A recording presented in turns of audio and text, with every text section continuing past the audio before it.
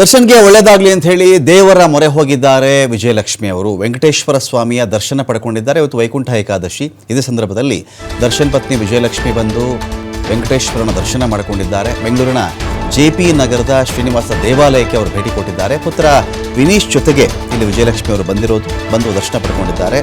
ದರ್ಶನ್ಗೆ ಎದುರಾಗಿರತಕ್ಕಂಥ ಸಂಕಷ್ಟಗಳು ಪರಿಹಾರವಾಗಲಿ ಅಂತ ಹೇಳಿ ಅವರ ಪ್ರಾರ್ಥನೆ ಇತ್ತು.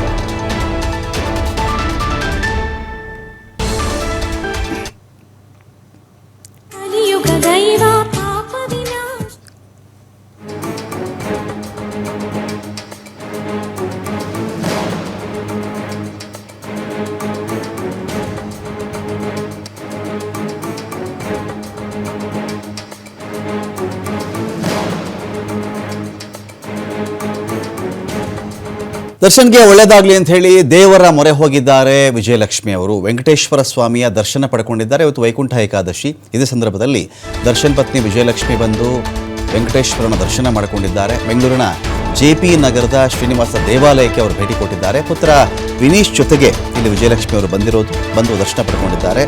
ದರ್ಶನ್ಗೆ ಎದುರಾಗಿರತಕ್ಕಂಥ ಸಂಕಷ್ಟಗಳು ಪರಿಹಾರವಾಗಲಿ ಅಂತ ಹೇಳಿ ಅವರ ಪ್ರಾರ್ಥನೆ ಇತ್ತು.